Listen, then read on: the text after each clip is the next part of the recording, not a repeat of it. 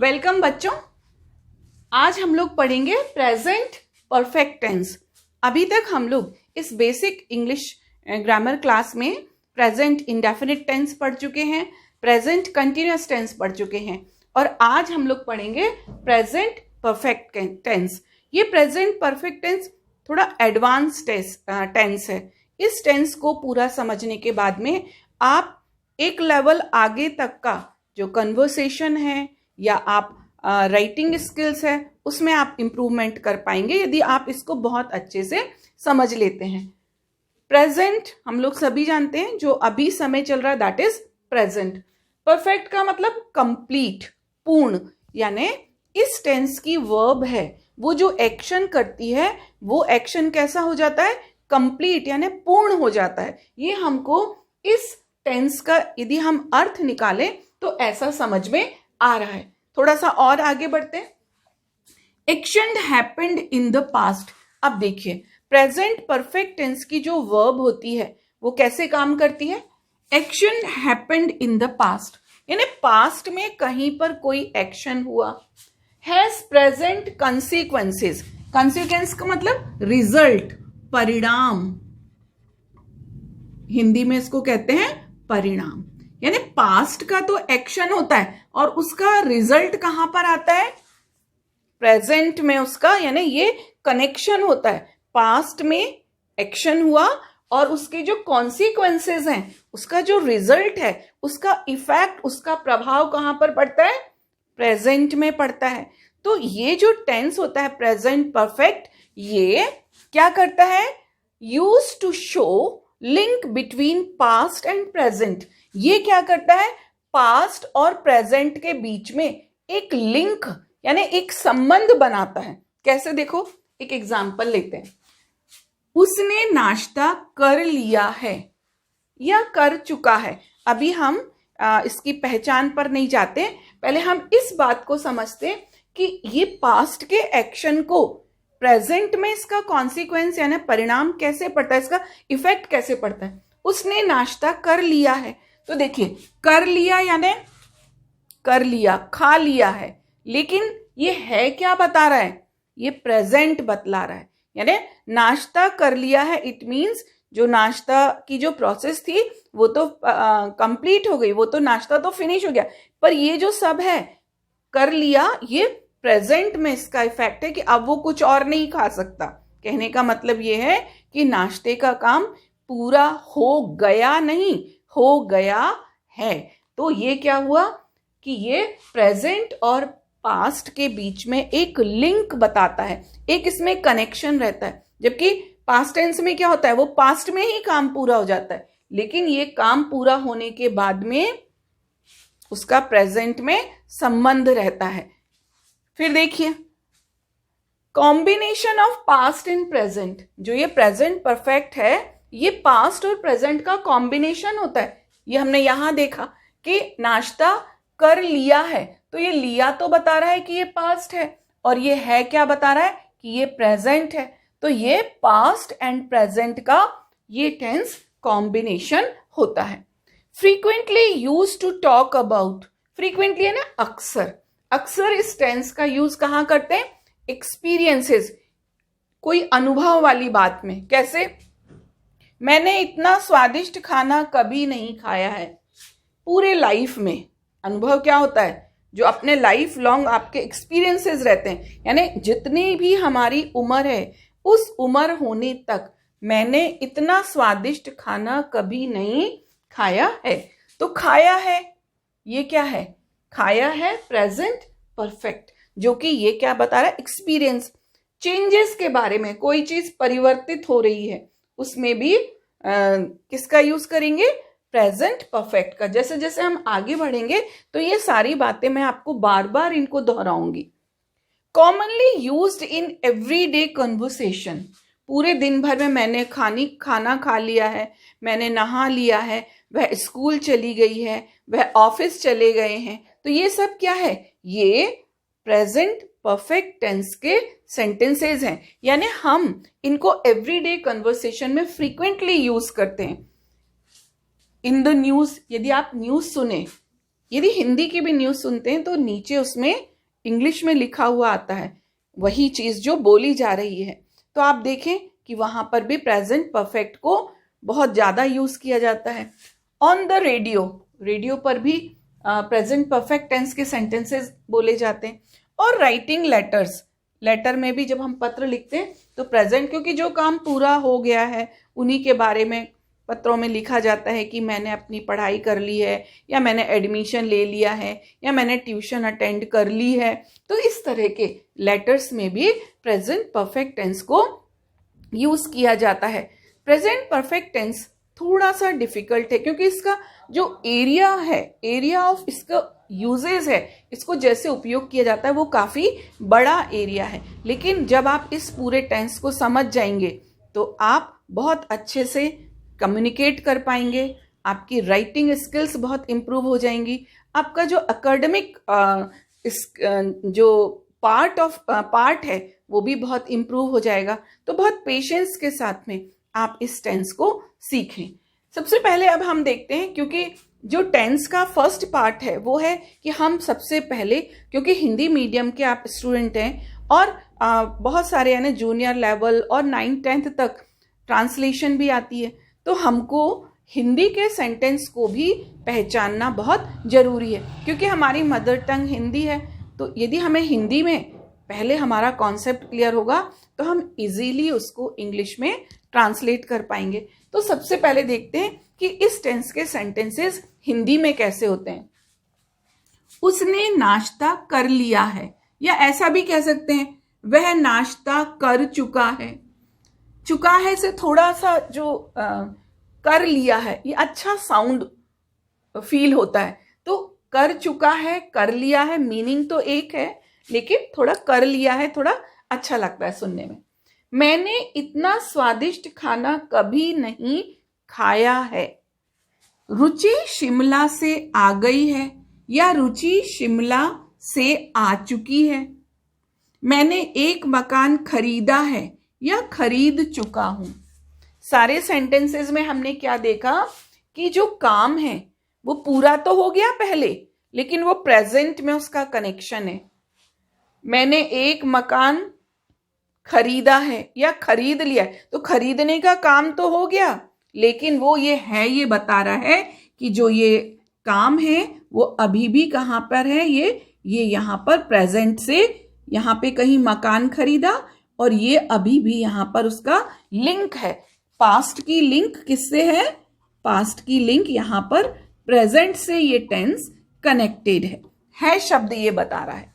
दूसरा हमने क्या देखा कि हर टेंस के, जो इस टेंस के हिंदी के सेंटेंस के अंत में क्या आता है, या तो चुका है आया, या चुकी है आया, या चुके हैं, वे घर जा चुके हैं, या फिर क्या आएगा, आ है, खा लिया है, यानी आ है, ए है, वे घर चले गए हैं, या फिर ई है, वह आ चुकी है, वह आ गई है। यानी जो हिंदी का सेंटेंस है उसमें या तो चुका है आता है, या चुकी है आता है, या चुके हैं आता है, या फिर क्या आता है, या तो आ है आता है। ये बता रहा है कि ये प्रेजेंट है, और आ ये बता रहा है कि काम पूरा हो गया है। तो पास्ट एंड प्रेजेंट को लिंक कर रहा है। आ है, ए है और ई है। इस तरह से ये हिंदी के सेंटेंस में अंत में ये शब्द आते हैं जो हमको ये बतलाते हैं कि ये कौन सा टेंस है, प्रेजेंट परफेक्ट टेंस है। अब हम आगे क्या सीखेंगे कि इस टेंस में हिंदी के सेंटेंसेस को कैसे ट्रांसलेट किया जाता है। तो आप जल्दी से इसका एक स्क्रीनशॉट ले लें या नोट कर लें। इसके बाद में हम लोग जो हमारा पैटर्न है कि पहले हम ट्रांसलेशन सीखते हैं, उसके बाद में यूजेस सीखते हैं। यूजेस के द्वारा हम फिर डायरेक्ट किसी भी टेंस के सेंटेंस को बिना हिंदी में सोचे, बिना हिंदी में से इंग्लिश में ट्रांसलेट किए सीधा बोलने की कोशिश करेंगे। तो सबसे पहले आप इसको नोट कर लें। और अब हम लोग देखते हैं कि प्रेजेंट परफेक्ट टेंस में अफर्मेटिव सेंटेंसेस कैसे उनको हिंदी से इंग्लिश में चेंज किया जाता है। कुछ सेंटेंस देखते हैं। मैंने एक नया मकान खरीदा है। खरीदा है, आ है, क्या बता रहा है कि ये प्रेजेंट परफेक्ट टेंस है, यानी खरीदने का काम। देखिए, मैंने एक मकान खरीदा। यदि हम इसको टाइमलाइन पे देखें तो यहाँ क्या है, मान लीजिए ये यहाँ पर ये है पास्ट, ये यहाँ पर प्रेजेंट जहां पर हम हैं, और ये आगे आने वाला जो टाइम है दैट इज फ्यूचर। मैंने एक मकान खरीदा है, तो खरीदा तो यहाँ कहीं होगा, लेकिन ये कहां पर उसका खरीदा है, उसका इफेक्ट, उसका रिजल्ट, उसका कॉन्सिक्वेंस ये प्रेजेंट में। मैंने एक मकान खरीदा का मतलब पास्ट में कहीं पर खरीदा होगा, लेकिन ये क्या है, खरीदा है, यानी जो खरीदने के बाद उसका जो इफेक्ट है वो कहां पर है, प्रेजेंट में है।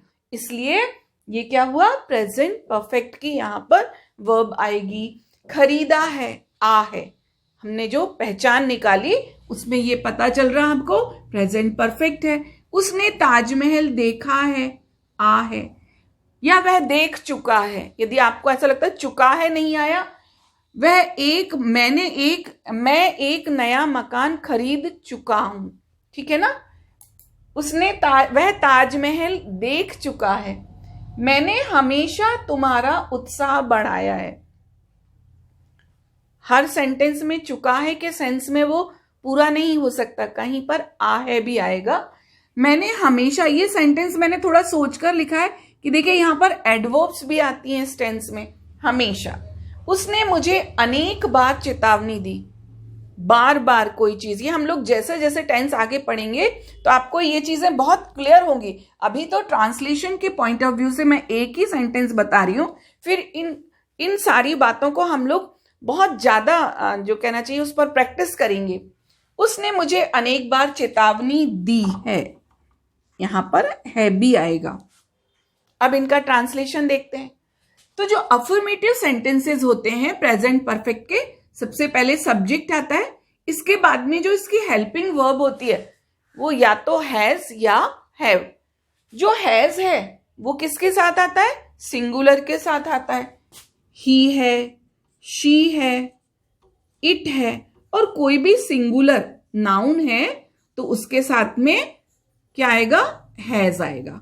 और हैव कहां पर आता है, यू है, वी है, आई है, दे है, और कोई भी प्लूरल नाउन है तो उनके साथ में हैव आएगा। क्लियर। वर्ब की थर्ड फॉर्म आती है। वर्ब की थर्ड फॉर्म हम लोग जानते हैं दो तरह से आ सकती है। एक तो रेगुलर। रेगुलर कैसे होती है, या तो ईडी लगेगा या डी लगेगा, और या फिर कोई भी, जैसे पुट की तीनों फॉर्म पुट होती हैं, गो, वेंट, गॉन होता है। तो इस तरह से जो वर्ब है वो इररेगुलर वे में भी, यानी इररेगुलर वर्ब आ सकती है, या रेगुलर यानी डी और या ईडी लगा के। अंत में ऑब्जेक्ट, यदि कुछ एक्स्ट्रा वर्ड दिए गए हैं तो उनको भी हम वहां पर लिखेंगे। अब ट्रांसलेट करते हैं। मैंने एक नया मकान खरीदा है। क्लियर है, आ है, परफेक्ट टेंस आएगा, सब्जेक्ट आई आया, आई के साथ हमें पता है हैव आता है, हमने हैव लगाया। वर्ब की बाय की थर्ड फॉर्म क्या होती है, बॉट, तो यहां बॉट आ गया। मैंने क्या खरीदा, अ न्यू हाउस।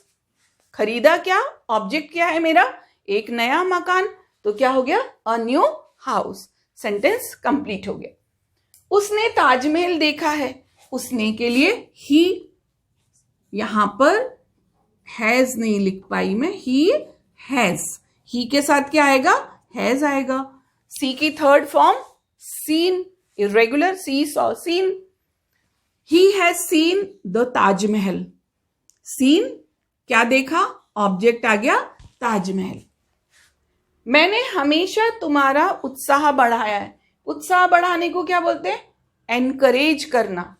आई है तो आई के साथ में हैव आएगा, और हमेशा के लिए क्या आता है, ऑलवेज।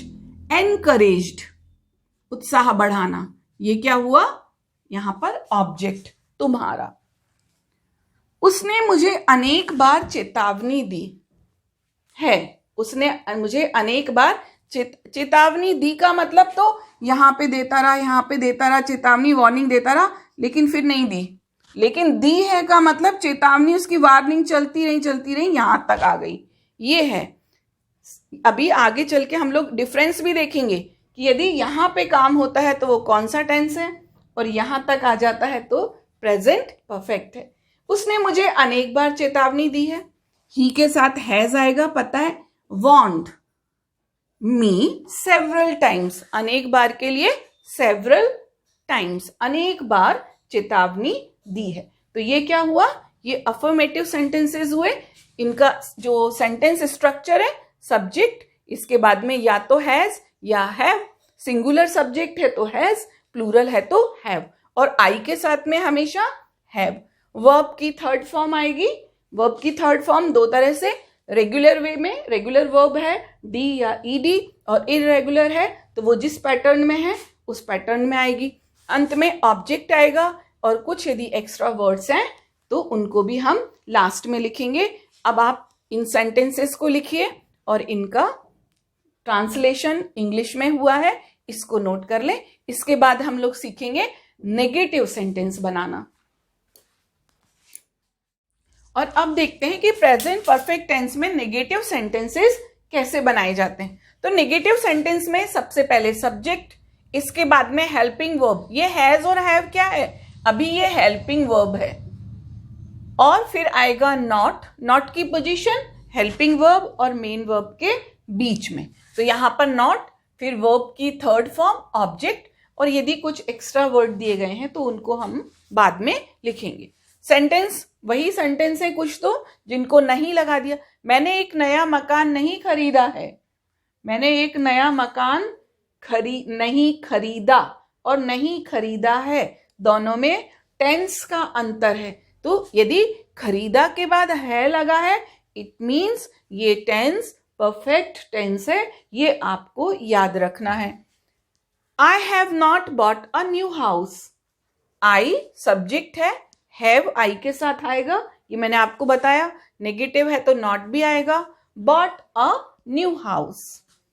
उसने ताजमहल नहीं देखा है, he has not seen the Taj Mahal. He है, हैज नॉट आएगा, वर्ब की थर्ड फॉर्म सीन।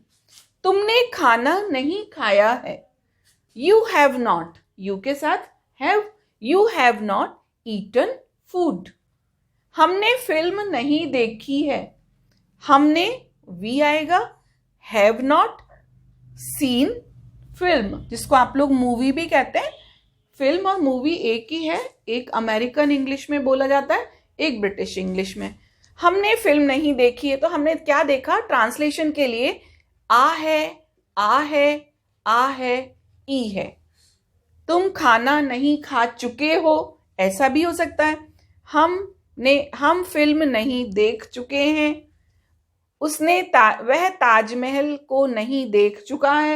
यानी थोड़ा सा इनकन्वीनियंट होता चुका है, लेकिन आ है वाला सेंटेंस थोड़ा अच्छा साउंड होता है, सुनने में थोड़ा अच्छा लगता है, बोलने में थोड़ा, तो इसलिए आ है, ई है, ए है, ये भी पहचान है, और नहीं है तो आया नेगेटिव सेंटेंस। तो आप इसको भी नोट कर लें कि नेगेटिव सेंटेंस का जो सेंटेंस स्ट्रक्चर है, सेंटेंस को का पैटर्न है कि किस तरीके से उसको ट्रांसलेट करेंगे, वो ये है।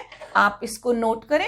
इसके बाद में हम लोग पढ़ेंगे इससे ज्यादा जो इंपॉर्टेंट, किसी भी टेंस में जो सबसे ज्यादा इंपॉर्टेंट सेंटेंस होते हैं वो होते हैं इंट्रोगेटिव सेंटेंस, क्योंकि उसमें हेल्पिंग वर्ब बाहर निकल के आना, इंटरनल भी चेंजेस हो जाते हैं। यहाँ तो इस पैटर्न में ही चलता है, तो इसके आगे फिर हम लोग देखेंगे इंट्रोगेटिव सेंटेंसेस कैसे बनाए जाते हैं। जल्दी से नोट करें इनको। और अब हम लोग देखते हैं कि प्रेजेंट परफेक्ट टेंस में इंट्रोगेटिव सेंटेंसेस कैसे बनाते हैं।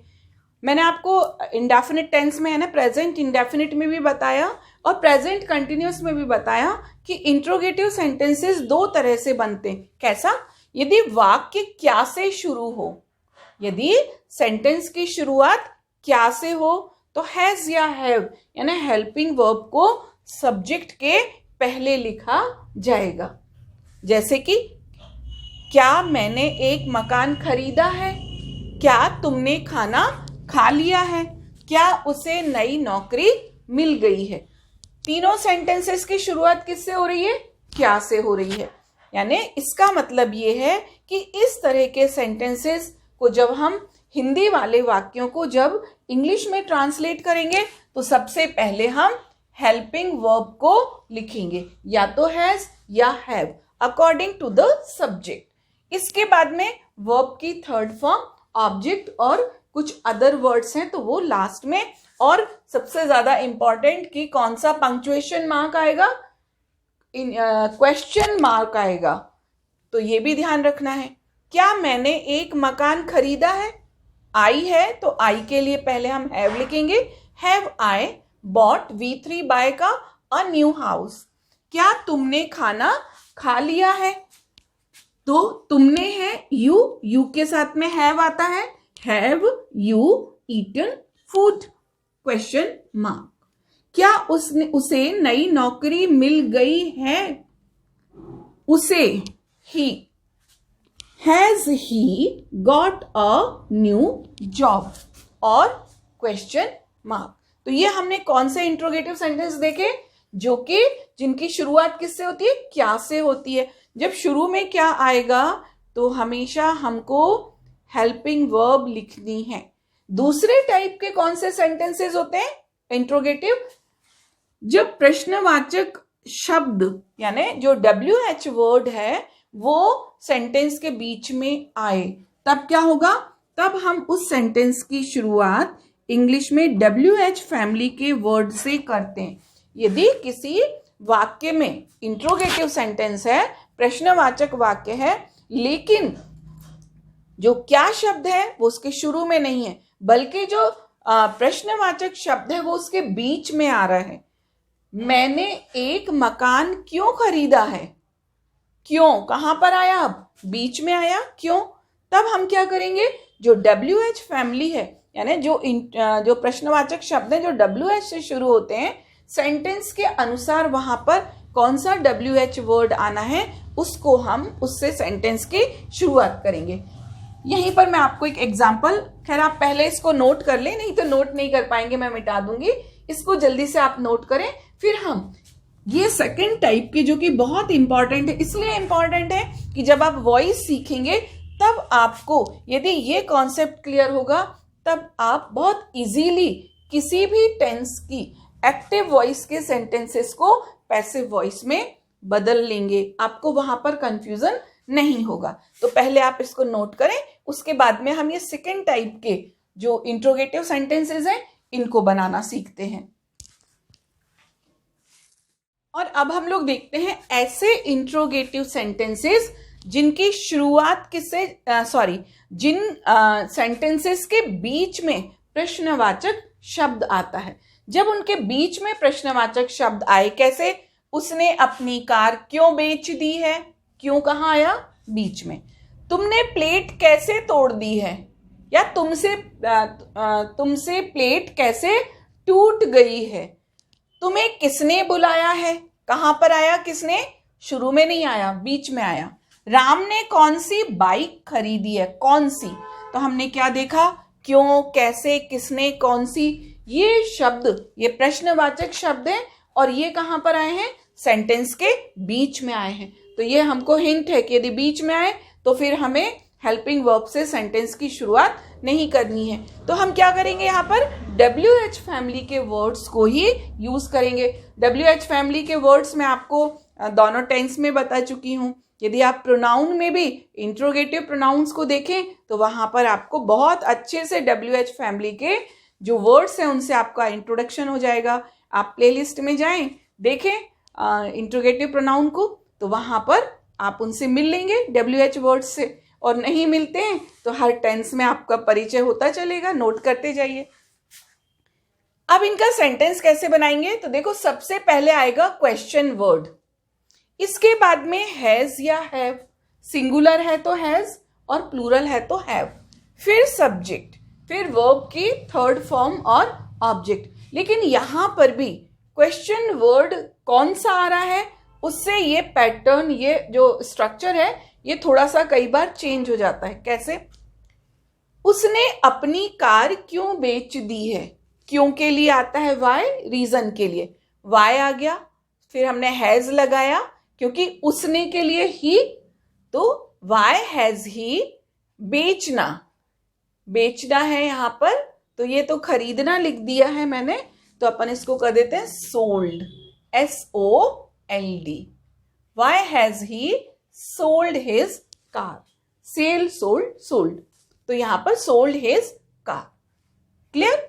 तुमने प्लेट कैसे तोड़ दी, कैसे यानी कोई तरीका, कोई मैनर, इसके लिए हाउ आता है, हाउ। अब तुमने है तो यू के साथ में हैव, तो हम पहले लगाएंगे how have you broken the plate, तुमने प्लेट कैसे तोड़ दी है। तुम्हें किसने बुलाया है, अब किसने बुलाया है यानी कोई पर्सन है तो हु आएगा, तो क्या हुआ यहां पे देखो, हु के बाद में हैज, सब्जेक्ट तो पता ही नहीं है ना, तुम्हें किसने बुलाया है यानी हमको जिस जो बुलाया है उसका पता नहीं है, तो ये सब्जेक्ट तो यहां पर है ही नहीं, who has called you. Clear आपको, यहां पर सब्जेक्ट नहीं है, सब्जेक्ट का तो पता लगाया जा रहा है। राम ने कौन सी बाइक खरीदी है, तो यहां पर विच, कौन सी क्या, बाइक, देखो विच बाइक इकट्ठा आएगा।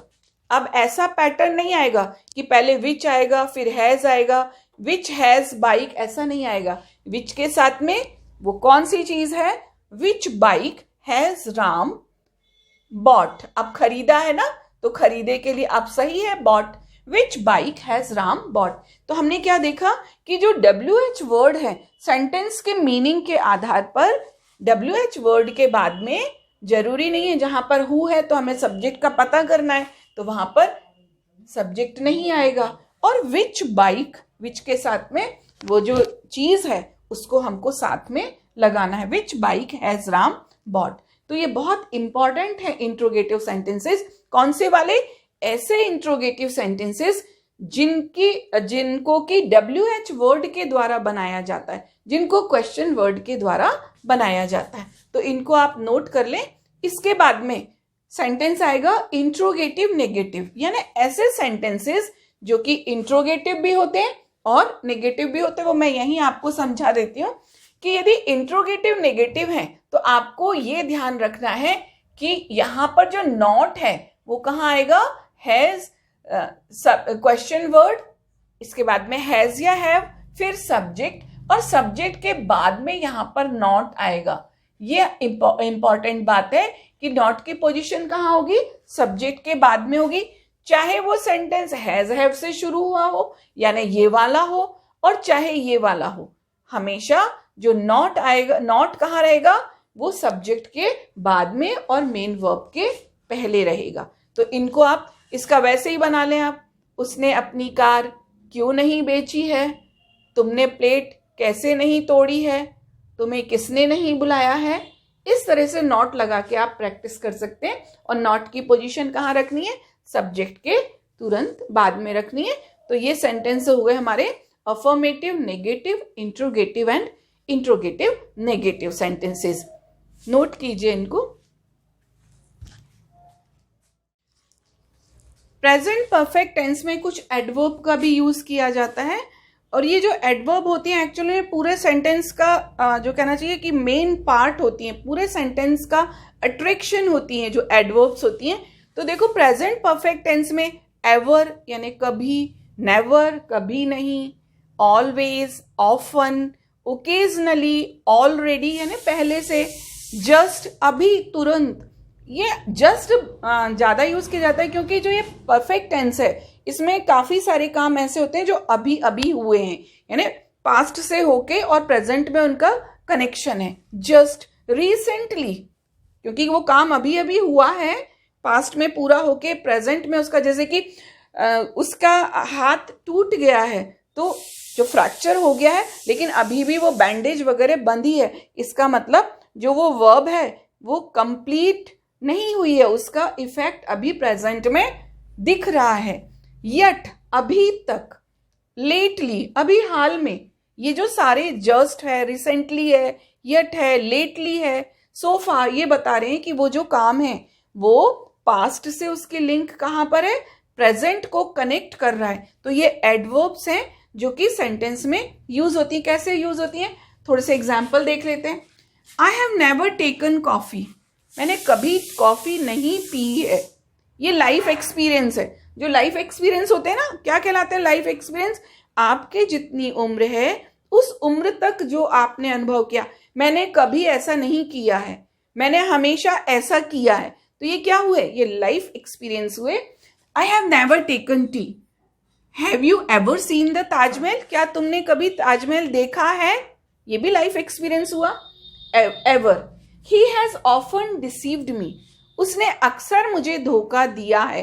देखो टाइमलाइन पे देखें, एक बार में आपको समझ में आ जाएगा, वो यहां भी धोखा देता रहा, यहां भी डिसीव किया, यहां भी, और अप टू नाउ।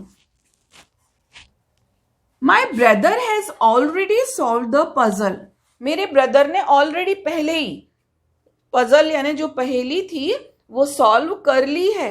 ये क्या है, ये सब के सब, ये नेवर है, एवर, ऑफन, ऑलरेडी, ये सब क्या है, एडवर्ब्स हैं जो कि बतलाती हैं कि प्रेजेंट परफेक्ट टेंस में जो का किस तरह से पास्ट से प्रेजेंट में लिंक होती है, किस तरह से पास्ट से प्रेजेंट में जो भी रिजल्ट है, जो भी इफेक्ट है, जो भी कॉन्सिक्वेंस है, वो कैसे पड़ता है। एक दो और, क्योंकि वीडियो थोड़ा सा लंबा होता जा रहा है, लेकिन फिर भी दो बहुत अच्छे यूज हैं जो मैं इसी वीडियो में उनको बताना चाहूंगी। पहले आप ये नोट करें, फिर हम लोग वो समझते हैं। और बच्चों अब हम लोग एक और इसका इम्पॉर्टेंट बड़ा अच्छा यूज है, वो मैं चाह रही थी कि इसी वीडियो में आपको बताऊं। वो बी का, जो बी है इस टेंस में होना या बनना के सेंस में आती है, और इसकी V3 फॉर्म क्या होती है, बीन होती है। Base form be, present form is am are, V2 form was were, और V3 फॉर्म बीन। लेकिन यहां पर ये किस फॉर्म में, किस सेंस में आती है, होना या बनना। My uncle has been an MLA, मेरे अंकल MLA हो चुके हैं, बन चुके हैं ऐसा, या रह चुके हैं।